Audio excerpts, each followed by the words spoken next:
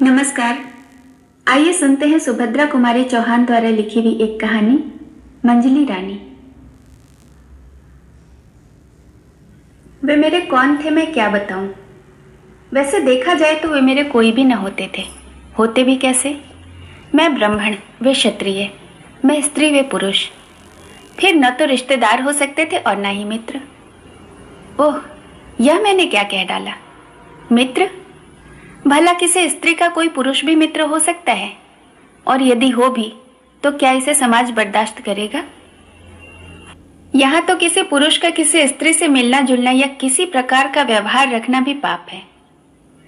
और यदि कोई स्त्री किसी पुरुष के साथ किसी प्रकार का व्यवहार रखती है या प्रेम से बातचीत करती है तो वह स्त्री भ्रष्टा है, चरित्रहीना है। नहीं तो पर पुरुष से मिलने जुलने का और क्या ही मतलब हो सकता है। खैर, न तो मुझे समाज से कुछ लेना देना है और न ही समाज से कोई सरोकार। समाज ने तो मुझे दूध की मक्खी की तरह निकालकर दूर फेंक दिया है। फिर मैं ही क्यों समाज की परवाह करूं? मेरे माता पिता साधारण स्थिति के आदमी थे। परिवार में माता पिता के अतिरिक्त मुझसे बड़े मेरे 3 भाई और थे। मैं सबसे छोटी थी। छोटी होने के कारण घर में मेरा लालन पालन बड़े लाड़ प्यार में हुआ। मेरे दोनों भाई बनारस हिंदू यूनिवर्सिटी में पढ़ते थे और दोनों से छोटा राजन मैट्रिक में पढ़ रहा था। मेरे पिता संस्कृत के पूरे पंडित थे और पुराने रूढ़ियों के कट्टर पक्षपाती। यहाँ तक कि वे मेरा विवाह 9 साल की उम्र में ही करके गौरी दान के अक्षय पुण्य के भागी बनना चाहते थे। कई लोगों के और विशेषकर मेरे भाइयों के विरोध के कारण ही वे ऐसा न कर सकते थे। जब मैं 5वीं अंग्रेजी में पढ़ रही थी और मेरी आयु 14 साल के लगभग थी, तब मेरे माता पिता को मेरे विवाह की चिंता हुई। वे योग्य वर की तलाश में थे ही कि संयोग से ललितपुर के तालुकेदार राजा राम मोहन हमारे कस्बे में शिकार खेलने आए। कस्बे से लगा हुआ ही एक बड़ा सा जंगल था। वहां शिकार खेलने का अच्छा मौका था। उनका खेमा जंगल के बाहर कस्बे के पास ही था। कस्बे वालों के लिए यह एक खास तमाशा भी हो गया था। उनके टेंट में कभी कभी ग्रामोफोन बजता और कभी कभी नाच गाना होता। लोग बिना पैसे का तमाशा देखने झुंड के झुंड जमा हो जाते। एक दिन मैं भी राजन और पिताजी के साथ राजा साहब के डेरे पर चली गई। मेरे पिताजी की राजा साहब से अच्छी जान पहचान हो गई थी। हम लोग उन्हीं के पास जाकर कुर्सियों पर बैठ गए। राजा साहब ने हमारा बड़ा सम्मान किया। लौटते समय उन्होंने हम लोगों को अपनी ही सवारी पर भेजा और साथ में बहुत से फल, मेवा और मिठाई इत्यादि भी रखवा दी। कस्बे की कई लड़कियां और लड़कों ने मुझे राजा साहब की सवारी पर लौटते हुए उत्सुक नेत्रों से देखा। किंतु उस सवारी पर बैठकर मैं अनुभव कर रही थी कि जैसे मैं कहीं की रानी हूं। मैंने उनकी ओर आंखें उठाकर भी न देखा। दूसरे दिन राजा साहब ने स्वयं पिताजी को बुलवा भेजा और उनसे मिलकर 2-3 घंटे बाद जब पिताजी लौटे तो इतने प्रसन्न थे जैसे उनके पैर धरती पर ही न पड़ते थे। ऐसा मालूम होता था कि वे सारे संसार को जीत कर आ रहे हैं। आते ही उन्होंने मेरी पीठ ठोकी और मां से बोले, लो, इससे अच्छा और क्या हो सकता था। तारा का विवाह राजा साहब के मंझले लड़के से तय हो गया है। माता पिता दोनों ही इस संबंध से बड़े प्रसन्न हुए। मेरे भाइयों ने जब सुना कि तारा का विवाह एक तालुकेदार के विलासी लड़के से, जो मामूली हिंदी पढ़ा लिखा है, उससे तय हुआ है, तो उन्होंने इसका बहुत विरोध किया। किंतु उनके विरोध को कौन सुनता था। पिताजी तो अपनी हट पकड़े थे।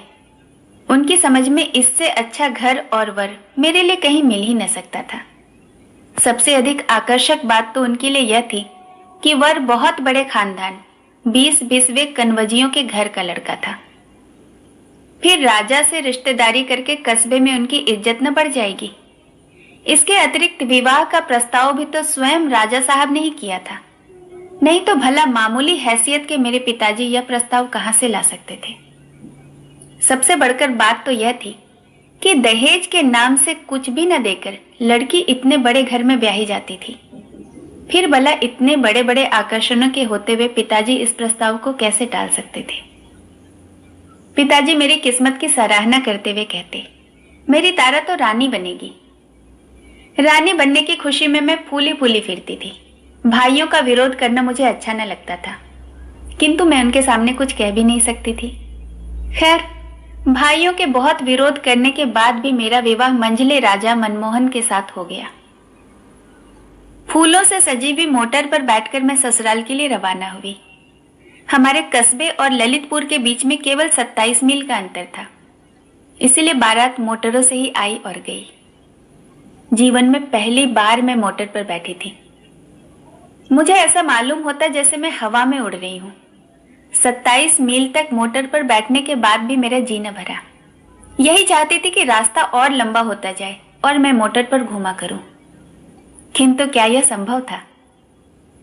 आखिर को एक बड़े भारी महल के जनाने दरवाजे पर मोटर जाकर खड़ी हो गई। सास तो थी ही नहीं, इसीलिए मेरी जेठानी बड़ी रानी जी परछन कर मुझे उतार कर ले गई। मुझे एक बड़े भारी सजे हुए कमरे में बिठा दिया गया। स्त्रियां बारी बारी से मुंह खोलकर देखने लगी। कोई रुपया, कोई छोटे मोटे जेवर या कपड़े मेरी मुंह दिखाई में दे देकर जाने लगी। मेरी जिठानी बड़ी रानी ने भी मेरा मुंह देखा, कुछ बोली नहीं, ऊह करके मेरी अंगुली में अंगूठी पहना दी। मैंने सुना कि वे पास के किसी कमरे में किसी से कह रही थी, देखा बहू को, क्या तारीफ के पुल बांध रहे थे। ससुर जी के कहने से तो बस यही मालूम होता था कि इंद्र की अप्सरा होगी, न रूप न रंग। न जाने क्यों सुंदर कह के कंगले की बेटी को ब्याह कर अपनी इज्जत हल्की की। रोटी बेटी का ब्याह तो अपनी बराबरी वालों में होता है ना बिरजू की माँ। पर ससुर जी तो इसके रूप पर लट्टू ही हो गए। मैं सुंदर नहीं तो क्या, मुझे सुंदरता की परख भी नहीं। न जाने कितनी सुंदरियां देखी हैं, यह तो उनके पैरों की धूल के बराबर भी न होगी। मालूम होता है उम्र के साथ साथ ससुर जी की आंखें भी सठिया गई हैं। मंझले राजा को तो डुबो ही दिया। बिरजू की माँ उनकी हाँ में हाँ मिलाती हुई बोली, सुंदर तो है रानी जी, जैसे आप लोग हैं वैसी ही है, पर अभी बच्ची है, जवान होगी तो रूप और निखर जाएगा। बड़ी रानी तिलमिला उठी और बोली, रूप निखरेगा पत्थर, होनहार वीरवान के होठ चिकने पात, निखरने वाला रूप सामने से ही दिख जाता है। फिर वे जग विरक्ति के भाव से बोली, ओह जाने भी दो, अच्छा हो या बुरा हमें करना ही क्या है। जब मैं वहां अकेली रह गई, सारी औरतें चली गई, तो मेरी माँ की खवासन ने सूना कमरा देखकर मेरा मुंह खोल दिया। शीशा उठाकर मैंने एक बार अपना मुंह ध्यान से देखा, फिर रख दिया। ढूंढने से भी मुझे अपने रंग रूप में कोई ऐब न मिला। पहली बार केवल 5 दिन ससुराल में रहकर मैं पिता के साथ मैके आ गई। ससुराल के 5 दिन मुझे 5 वर्ष की तरह मालूम हुए। मैंने जो रानी बनने का सुनहरा सपना देखा था वह दूर हो चुका था। ससुराल से लौटकर मैंने तो कुछ नहीं कहा, किंतु खवासन ने वहां के सब हालचाल बता दिए। माँ ने कहा, तो क्या रानी केवल कहने के लिए होती है? भीतर का हाल तो हमारे घरों से भी गया बीता है।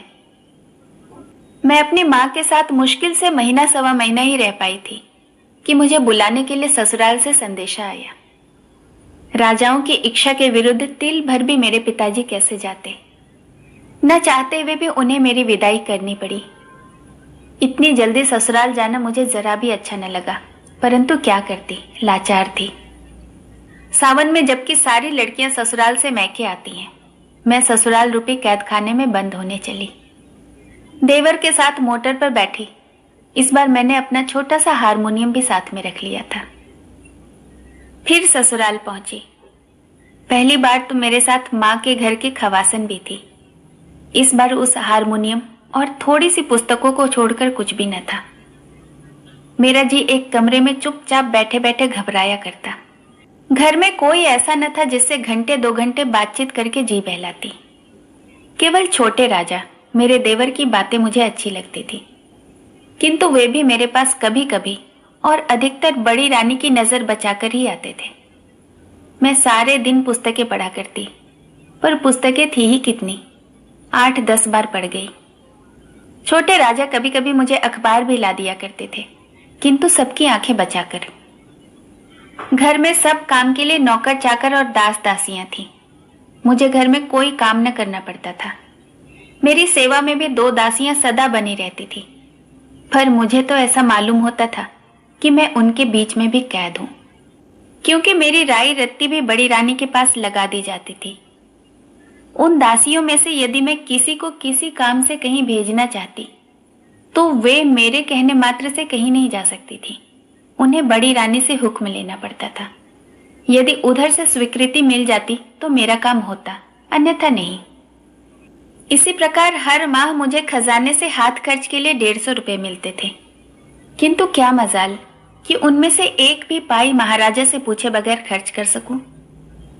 भीतर के शासन की डोर बड़ी रानी के हाथ में थी और बाहर की महाराजा मेरे ससुर के हाथ में। मेरे पति मंझले राजा बड़े ही विलासप्रिय, मदिरा सेवी, शिकार के शौकीन और न जाने क्या क्या थे, मैं क्या बताऊं। वे बहुत सुंदर भी थे, किंतु उनके दर्शन मुझे दुर्लभ थे। 4-6 दिन में कभी घंटे आधे घंटे के लिए वे मेरे कमरे में आ जाते तो मेरा अहोभाग्य समझो।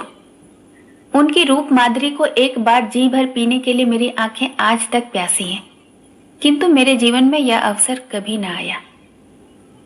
इस दिखावटी वैभव के अंदर मैं किसी प्रकार अपने जीवन को घसीटे जा रही थी। इसी समय मेरे अंधकारपूर्ण जीवन में प्रकाश की एक सुनहरी किरण का आगमन हुआ। छोटे राजा की उम्र 17-18 साल की थी। वे बड़े नेक और होनहार युवक थे। घर में पढ़ने लिखने का शौक केवल उन्हीं को था।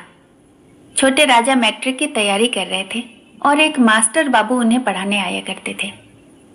घर में आने जाने की उन्हें पूर्ण स्वतंत्रता थी। घर में स्त्रियों की आवश्यक वस्तुएं बाहर से मंगवा देना भी मास्टर बाबू के ही जिम्मे था।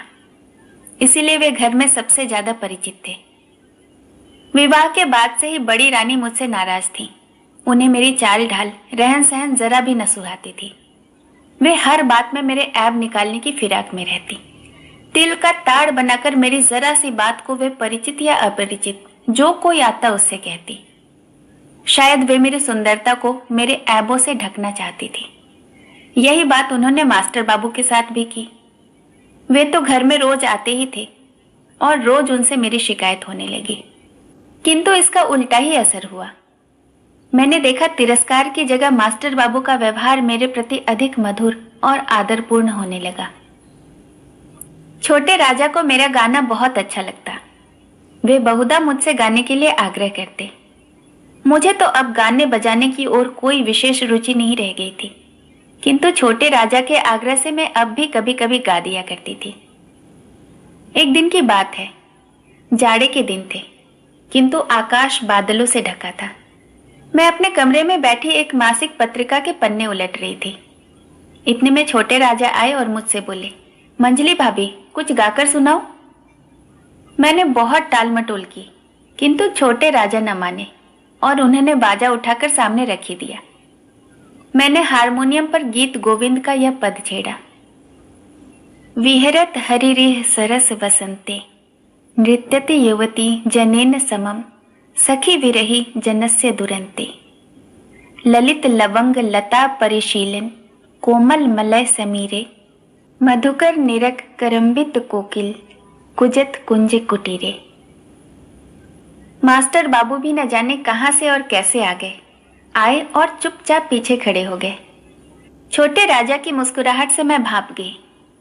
पीछे फिरकर जो उन्हें देखा तो हारमोनियम सरकाकर मैं चुपचाप बैठ गई। वे भी हंसकर वहीं बैठ गए और बोले, मंजली रानी, आप इतना अच्छा गा सकती है यह मैंने आज ही जाना। छोटे राजा, अच्छा न गाती होती तो मैं क्या मूर्ख था जो इनके गाने के पीछे अपना समय नष्ट करता।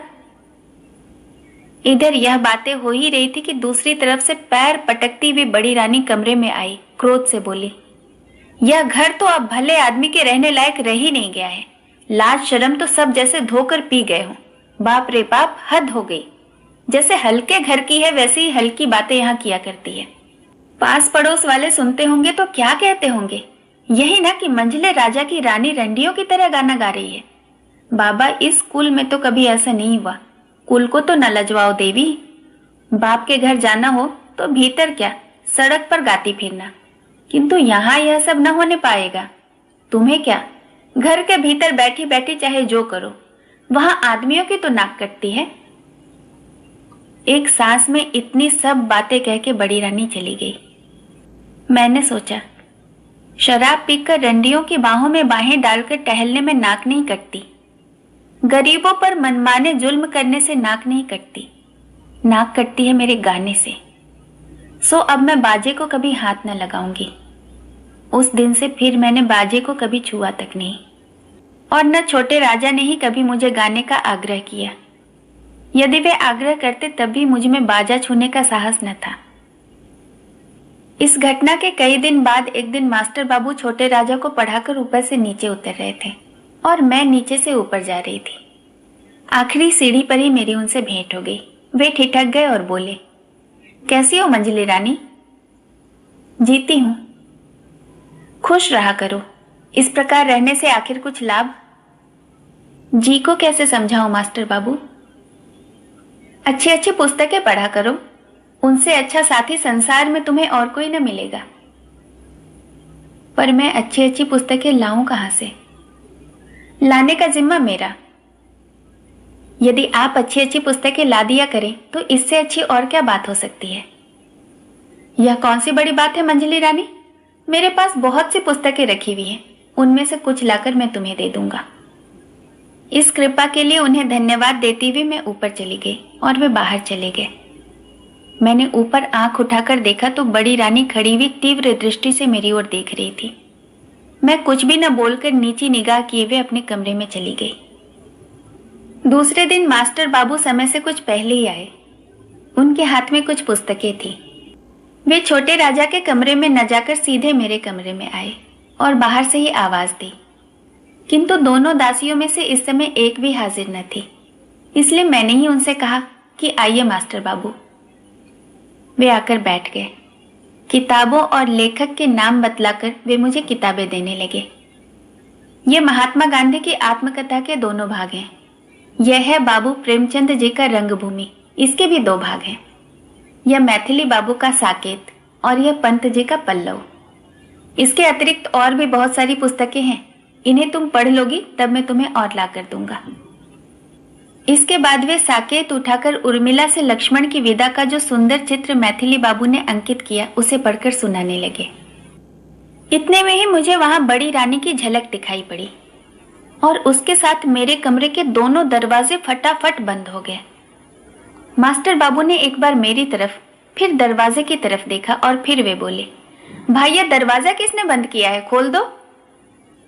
जब कोई उत्तर न मिला तो मुझे भी क्रोध आया। मैंने तीव्र स्वर में कहा, यह दरवाजा किसने बंद किया है, खोलो।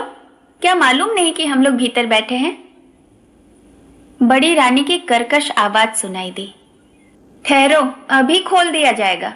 तुम लोग भीतर हो यही दिखाने के लिए तो दरवाजा बंद किया है, पर देखने वाले भी तो जरा आ जाएं। यह नरकीय लीला अब ज्यादा दिन न चल सकेगी। नरकीय लीला? मेरा माथा ठनका। हे भगवान, क्या पुस्तक पढ़ना भी नरकीय लीला है? इस प्रकार लगभग 15 मिनट हम लोग बंद रहे। गुस्से में मास्टर बाबू का चेहरा लाल हो रहा था। उधर बाहर बड़े राजा, मंझले राजा और महाराजा जी की आवाज मुझे सुनाई दी और उसके साथ ही कमरे का दरवाजा खुल गया। बड़ी रानी बोली, मेरी बातों पर तो कोई विश्वास नहीं करता था, अब अपनी ही आंखों से देख लो। आंखें तो धोखा नहीं खा रही हैं। आज तक मैंने मंझले राजा की विलासी मूर्ति देखी थी, आज मैंने उनका रुद्र रूप भी देखा। क्रोध से पैर पटकते हुए बोले, किरण कुमार, तुम इस कमरे में किसके हुक्म से आए? मास्टर बाबू भी उसी स्वर में बोले, मुझे किस कमरे में जाने का हुक्म नहीं है। बड़े राजा, मास्टर बाबू अब आप यहां से चले जाओ, इसी में तुम्हारी कुशल है। मास्टर बाबू बोले, मुझे ऐसी कुशल नहीं चाहिए। मैं कोई पापी नहीं हूं जो कायर की तरह भाग जाऊं। जाने के पहले मैं आपको बतला देना चाहता हूं कि मैं और मंझली रानी दोनों पवित्र और निर्दोष हैं। यह हरकत ईर्ष्या और जलन के कारण की गई है। बड़ी रानी गरज उठी, उल्टा चोर कोतवाल को डांटे, चोरी की चोरी उस पर सीना चोरी। मैं ईर्ष्या करूंगी और तुमसे? तुम हो किस खेत की मूली? मैं तुम्हें समझती क्या हूं? तुम हो एक अदना सा नौकर और यह है कल की छोकरी, वो भी किसी रईस के घर की नहीं। ईर्ष्या तो उससे की जाती है जो अपनी बराबरी का हो। फिर बड़े राजा की तरफ मुड़कर बोली, तुम इसे ठोकर मारकर निकलवा क्यों नहीं देते? तुम्हारे सामने खड़ा खड़ा जबान लड़ा रहा है और तुम सुन रहे हो। पहले ही कहा था कि नौकर चाकर को ज्यादा मुंह न लगाया करो। महाराज बड़े गुस्से में बोले, किरण कुमार तुम चले जाओ। इसी समय न जाने कहां से छोटे राजा आ पड़े और मास्टर बाबू को जबरदस्ती पकड़कर अपने साथ लिवा ले गए। वे चले गए। मुझ पर क्या बीती होगी यह कहने की आवश्यकता नहीं, समझ लेने की बात है। नतीजा सबका यही हुआ कि उसी दिन एक चिट्ठी के साथ सदा के लिए मैं विदा कर दी गई। एक इक्के पर बैठाकर चपरासी मुझे मां के घर पहुंचाने गया।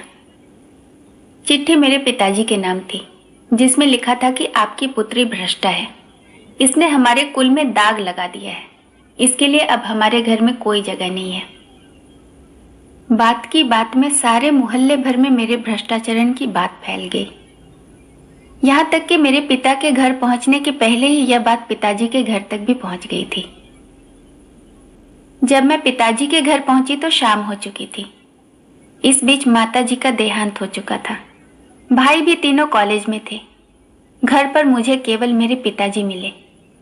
उन्होंने मुझे अंदर न जाने दिया, बाहर दालान में ही बैठाया। चिट्ठी पढ़ने के बाद वे तड़प उठे और बोले, जब यह भ्रष्ट ही हो चुकी है तो इसे यहाँ क्यों लाए? रास्ते में कोई खाई खंदक न मिला जहां ढकेल देते? इसे मैं अपने घर में रखूंगा, जाए कहीं भी मरे, मुझे क्या करना है? मैं पिताजी के पैरों पर लौट गई, रोती रोती बोली, पिताजी मैं निर्दोष हूं। पिताजी 2 कदम पीछे हट गए और कड़क होकर बोले, दूर रह चांडालिन, निर्दोष ही तो होती तो इतना बड़ा बवंडर ही क्यों उठता? उन्हें क्या पागल कुत्ते ने काटा था जो बैठे बैठे अपनी बदनामी करवाते? जा, जहां जगह मिले समा जा, मेरे घर में तेरे लिए जगह नहीं है। क्या करें, अंग्रेजी राज्य न होता तो बोटी बोटी काट करके फेंक देता। इस हो हल्ले में समाज के कई ऊंची नाक वाले अगिया और कई पास पड़ोसी भी जमा हो गए। सबने मेरे भ्रष्टाचरण की बात सुनी और घृणा से मुंह बिचकाया। एक बोला, नहीं भाई, अब तो यह घर में रखने के लायक नहीं है। जब ससुराल वालों ने ही निकाल दिया तो क्या पंडित राम भजन अपने घर में रखकर जात में अपना हुक्का पानी बंद करवाएंगे? दूसरे ने पिताजी पर पानी चढ़ाया, अरे भाई, घर में रखे तो रखने दो, इनकी लड़की है, पर हम तो पंडित जी के दरवाजे पर पैर न रखेंगे। मैं फिर एक बार भीतर जाने के लिए दरवाजे की तरफ झुकी, किंतु पिताजी ने एक झटके के साथ मुझे दरवाजे से कई हाथ दूर फेंक दिया। कुल में दाग तो मैंने लगा ही दिया था। मुझे घर में रखकर क्या जात से भी बाहर हो जाते? मैं दूर जा गिरी और गिरकर बेहोश हो गई। मुझे जब होश आया, मेरे घर का दरवाजा बंद हो चुका था और मोहल्ले भर में सन्नाटा छाया हुआ था। केवल कभी कभी 1-2 कुत्तों के भौंकने का शब्द सुनाई पड़ता था। मैं उठी, बहुत कुछ सोचने के बाद स्टेशन की तरफ चली। एक कुत्ता भौंक उठा, जैसे कह रहा हो कि अब इस मोहल्ले में तुम्हारे लिए जगह नहीं है। जब मैं स्टेशन पर पहुंची, एक गाड़ी तैयार खड़ी थी। बिना कुछ सोचे विचारे मैं गाड़ी के एक जनाने डब्बे में बैठ गई। गाड़ी कितनी देर तक चलती रही, कहां कहां खड़ी हुई, कौन कौन से स्टेशन बीच में आए, मुझे कुछ भी पता नहीं। किंतु सवेरे जब ट्रेन कानपुर पहुंचकर रुक गई और एक रेलवे कर्मचारी ने मुझे आकर उतरने को कहा तो जैसे मैं चौंक सी पड़ी। मैंने देखा पूरी ट्रेन यात्रियों से खाली हो गई है। स्टेशन पर भी बहुत कम यात्री थे। ट्रेन से उतरकर मेरी समझ में ही ना आता था कि कहाँ जाऊं। कल इस समय तक जो एक महल की रानी थी, आज उसके खड़े होने के लिए एक स्थान भी न था। बहुत देर बाद मुझे एकाएक ख्याल आया कि सत्याग्रह संग्राम तो छिड़ा ही हुआ है, क्यों न मैं भी चलकर स्वयं सेविका बन जाऊं और देश सेवा में अपना जीवन बिता दूं। पूछती हुई मैं किसी प्रकार कांग्रेस के दफ्तर पहुंची। वहां पर 2-3 व्यक्ति बैठे हुए थे। उन्होंने मुझसे पूछा कि मेरे पास किसी कांग्रेस कमेटी का प्रमाण पत्र है। मैंने कहा नहीं, तो उन्होंने मुझे स्वयं सेविका बनाने से इनकार कर दिया। इसके बाद में इसी प्रकार कई संस्थाओं और सुधारकों के दरवाजे दरवाजे भटकी, किंतु मुझे कहीं भी आश्रय न मिला। विवश होकर मैं भूखी प्यासी चल पड़ी, किंतु जाती कहाँ। थक कर एक पेड़ के नीचे बैठ गई। मैंने अपने अवस्था पर विचार किया। मैं आज रानी से पथ की भिखारिन हो चुकी थी। मेरे सामने अब भिक्षावृत्ति को छोड़कर दूसरा उपाय ही क्या था। इसी समय न जाने कहां से एक भिखारिन बुढ़िया भी उसी पेड़ के नीचे कई छोटी छोटी पोटलियां लिए हुए आकर बैठ गई। बड़े इत्मीनान के साथ अपने दिन भर के मांगे हुए आटे चावल दाल को अपने चीथड़े में अच्छी तरह बांधकर बुढ़िया ने मेरी तरफ देखा। मैंने भी उसकी तरफ देखा। दुख में भी एक प्रकार का आकर्षण होता है जिसने क्षण भर में ही हम दोनों को एक कर दिया। भिखारिन बहुत बूढ़ी थी, उसे आंखों से कम दिखाई पड़ता था। भिक्षावृत्ति करने के लिए अब उसे किसी साथी या सहारे की जरूरत थी। मैं उसी के साथ रहने लगी। मैंने कई बार आत्महत्या करनी चाहिए, किंतु उस समय ऐसा मालूम होता था जैसे कोई मेरा हाथ पकड़ लेता हो। मैं आत्मघात भी न कर सकी। लगातार 1 साल तक भिखारिन के साथ रहकर मुझे भीख मांगना भी न आया। आता भी कैसे? मैं बुढ़िया का हाथ पकड़कर उसे सहारा देती भी चलती। भीख वही मांगा करती थी। मैं जवान थी, सुंदर थी, फटे चीथड़े और मैले कुचैले वेश में भी अपना रूप न छिपा सकती थी। मेरा रूप भी हर जगह मेरा दुश्मन हो जाता। अपने सतीत्व की रक्षा हेतु मुझे सदैव सचेत रहना पड़ता था और इसीलिए मुझे जल्दी जल्दी स्थान बदलना पड़ता था। मेरे बदन की साड़ी फटकर तार तार हो गई थी। बदन ढकने के लिए साबुत कपड़ा भी न था। प्रयाग में माघी अमावस्या के दिन बड़ा भारी मेला लगता है। बुढ़िया ने कहा वहां चलने पर हमें 3-4 महीने भर खाने को मिल जाएगा और कपड़ों के लिए भी पैसे मिल जाएंगे। मैं बूढ़ी के साथ पैदल ही प्रयाग के लिए चल पड़ी। मांगते खाते कई दिनों में हम लोग प्रयाग पहुंचे। यहाँ पूरे महीने भर मेला रहता है। दूर दूर से बहुत से यात्री आते हैं। हम लोग रोज सड़क के किनारे एक कपड़ा बिछाकर बैठ जाते और दिन भर भिक्षा मांगकर शाम को पेड़ के नीचे अलाव जलाकर सो जाते। एक दिन इसी प्रकार शाम को जब हम दिन भर की भिक्षावृत्ति के बाद लौट रहे थे तो एक बग्घी निकली जिसमें कुछ स्त्रियां थीं। बुढ़िया 1 पैसे के लिए हाथ फैलाकर गाड़ी के पीछे पीछे दौड़ी। कुछ देर बाद गाड़ी के अंदर से 1 पैसा फेंका गया।